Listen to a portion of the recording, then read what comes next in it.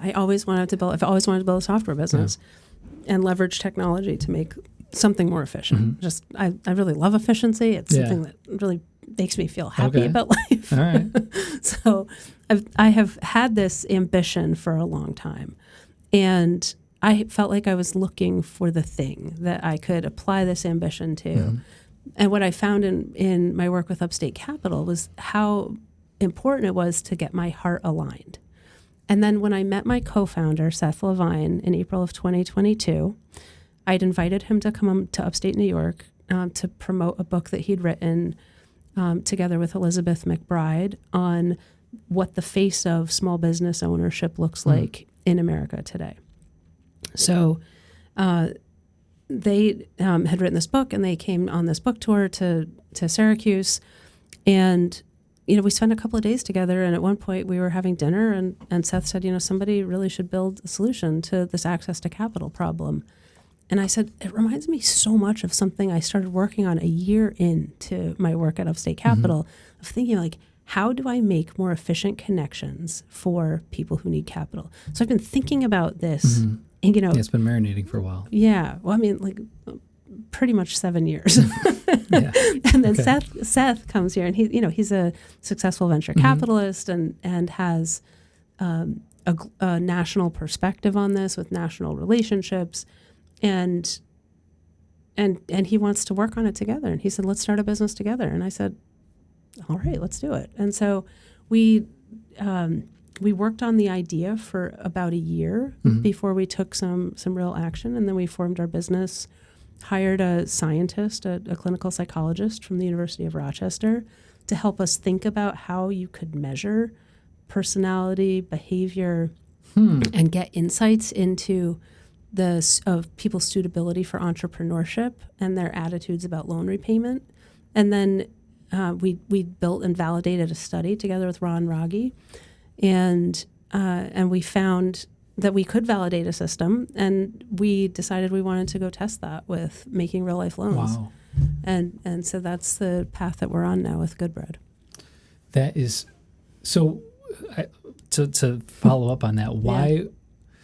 My immediate reaction when you said you were talking to Seth, and he says, "Well, someone should do this." My immediate response would be, "Well, you should do that." Like you seem equipped to do this. But he's busy. He's busy. Sure. So were you. So were you. That's true. And then my I guess my follow up is like pretty early on. My immediate reaction would be like, "Oh, we got to hire some developers if this is going to be some kind of a tech solution." And you're both like, no, we got to hire a clinical psychologist. How'd you come to that? Where'd you start? Was that just baked in? Where like it's a tech business that really needs to understand people? Was that kind of the thesis? Yeah, that's exactly right. That we need to understand the heart of what we're doing. We need to build the heart of what we're doing, and then we'll build the technology around that. That's very interesting. And how did this person help you, or what did they tell you? I know there's a lot, right? But like, what were the insights that you got from starting with that in that way, rather than going, well, we got to find a tech stack? So we built the business around this concept of people's personality and behavior being predictive of their ability to pay. Okay. And of their willingness to repay. Their ability to repay, we are assessing with more traditional cash flow. Sure. Looking at the ins and outs of the business, the global personal financial situation. And so, ability and capacity we get to in more traditionally quantitative ways. And what is unique about what we're doing is more quantitative interpretation of behavioral data.